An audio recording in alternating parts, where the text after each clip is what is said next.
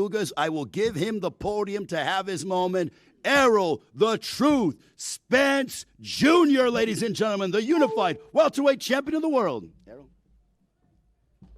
How's it going? I'd like to thank everybody for coming out, man. I think it was a big event. You know, Dallas really came out and supported me and showed a lot of love. And, you know, I showed my gratitude, like I said, on social media, showing my gratitude by not just telling them, but showing my appreciation by showing them in the ring. And I think that's what I did. Everybody enjoyed the show. They got their money's worth. I put on a great show and a great performance. And I appreciate everybody for watching it on Showtime pay-per-view and spending your hard-earned money and coming to the fight. Appreciate you spending your time and your hard-earned money coming to the fight, too. Thank you. Okay, the media has questions? Okay, we'll start over here. Cameron Buford, Los Angeles News Observer, by way of Voice of the Fans. Congratulations, Spence, for doing your work, getting in there and putting them away. At what point, in the third round, that was an exciting third round, did he frustrate you in that third round? In the sixth round, did he piss you off? It was just in the third round, I think it was like even the start of the fight, I was getting a little bit, you know, I was kind of off a little bit, you know, I guess the layoff, but I was kind of off a little bit and trying to find my rhythm and my range. So, and I was throwing like looping shots, and my shots were coming a little bit hard, and I wasn't setting up my punches or just letting them go like I did in the later rounds. It started being more effective when I started letting them go. But at the first start, I started just throwing hard and trying to you know, put a lot of emphasis in my shots. Yeah, this is Skip Brown from Dante's Boxing Nation by way of Aki TV. First of all, congratulations, champ. Thank you. Terrence Crawford tweeted, quote, "Congratulations, great fight. Now the real fight happens. No more talk, no more side of the street. Let's go." What's your response to Terrence Crawford's comment? I mean, I already responded. I mean, I already said what I said when I was in the ring. I've been saying it this whole week, doing pressures and everything. I said, it's strap season. I got one more belt to get. And, you know, after I get through with Ugas, I'm coming at Terrence Crawford. So I already know what time it is. Errol, Cesar said over here, America TV, decisión dividida, Puerto Rico.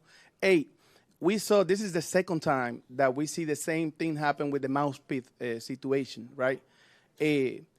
Do you have to work on correcting the situation with the mouthpiece? The same thing happened in the Garcia fight. You lost the mouthpiece and you went looking for it too. It's keep happening. Hey, nah, you on point. You right. Nah, I gotta get a new mouthpiece. My mouthpiece been messed up. I gotta get a new mouthpiece. It's not molded to my mouth at all, so it's just flopping everywhere. Then so I gotta bite down real hard for it to stay in my mouth. So that's my fault. That's a rookie mistake for me, and that was a rookie mistake for me too. Like looking off and looking for my mouthpiece, and then, you know, I get punched like 3 times. So, you know, that was my fault too, because you're supposed to protect yourself at all times. So, you know, hey, man. Champ side.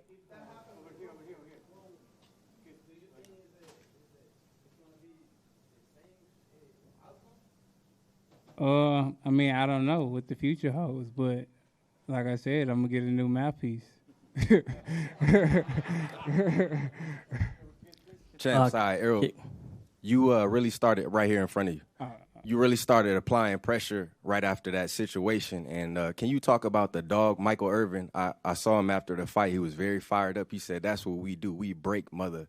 Can you talk about your style and that pressure that you put on to make a fighter break inside of the ring? I think when the fight first started, I was being kind of impatient. I don't think I had my rhythm and my range, so, you know, I was throwing like looping shots, you know, trying to throw hard shots and trying to catch them. But in the later rounds, when I started, you know, setting my shots up and placing my shots and picking my shots and not throwing hard, but just, you know, letting them go, I think I was catching them a lot and, you know, breaking them down. And I felt him breaking down because, you know, he wasn't throwing like he usually does. So I was like, okay, I got him now.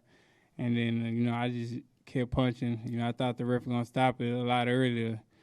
But, you know, you just let it keep going. Keith Heidig from BoxingScene.com. Congratulations, Errol. Thank you.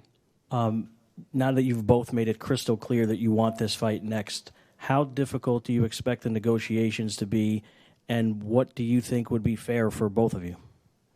I'm not going to talk about what's going to be fair for both of us. You know, that's for the guys in suits to go over all the analytics and and stuff like that, and, you know, see what, you know, we both bring to the table, and then, you know, sort it out like that. So, you know, he got his people that, you know, take care of his business. I got my people. You know, they'll meet up, and, you know, it'll make sense. Errol, straight down. Danny Alvarez here. First and foremost, congratulations on the victory.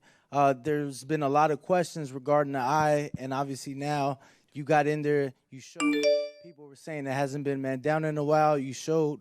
How do you feel now stepping out of the ring, getting a TKO here in front of your home crowd, and obviously first fight back since the detached retina? I feel good. I mean, it was a lot of questions that y'all had, not myself, because I've been in the gym. I've been sparring. I didn't have any questions. Y'all had all the questions and the doubt, and, you know, saying he wasn't this, or he not the same fighter, or it's only natural. All the experts, it's only natural that when you have an eye surgery, you're gonna be tentative in the ring and all the other bull crap. And then, that, like, as you seen, like, it was no tentativeness or anything like that. Like, you know, I was fighting. You know, I was fighting to get a knockout. So, you know, I felt good. Hey, Errol, James Bell here at the Boxing Source. Now, in key fights, it's all about adjustments that, like, you know, change the momentum of the fight.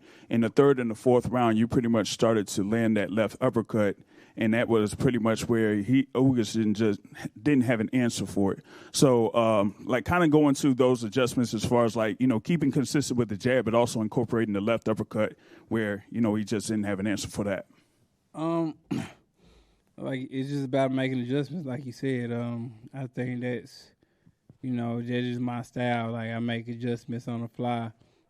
And when something's not going right, you know, that's what I do, and I try to look for different things. So, like, I was throwing the left, it wasn't working, so I was jabbing, setting it up, and then throwing the right hook, it was working. Then I was throwing my short shots underneath and then coming over the top, and that was working. So, you know, I was just trying different things, and, you know, and the things that was working, I started using more and more and more as the fight started going, and I started settling it in. Errol, congrats, champ. Steven Cureño, KO Art of Sports. Your body attack was vicious tonight, man. And do you feel that helped open up the shots to the eye? And with the eye closing, did you see it closing, obviously, and maybe kind of start going for it more, thinking maybe the stoppage would come from that? I did see it closing, but, you know, I was just targeting, you know, what was open and just trying to punch through his guard. I know a lot of times he just sit and brace himself and, you know, try to take the shots. So I was just punching through the guard. Okay, we have time for one last question. Thank you. Valencia King with Real Talk Sports right here. Earl, congratulations again. My question is, you came out to none other than Southside the Realest. It's the Big TUCK. What was that moment like for you? Because the city of Dallas was on 10. Yeah, that's what, you know, I aim to do, especially fighting in Dallas. You know, I want to bring homegrown, you know, people that's from the city. And, you know, I think it was a great moment for the city of Dallas because, to me, that's the biggest song that ever came out of Dallas. And, you know, everybody know that song, you know, so word for word. So I feel like it was a great moment, you know, a historic moment. And, you know, I'm going to keep putting on great shows and great performances. And, you know, if I can, you know, I'm going to come out to, you know, this is probably this is my third rapper from Dallas that I came out with. So, you know, I'm always trying to, you know, show love, you know, back to my city, especially, you know, if somebody has a great song, you know, I want to get them as much exposure as I can. Thank you. Enjoy the time off, my friend. Let's give a round of applause to Errol Spence Jr.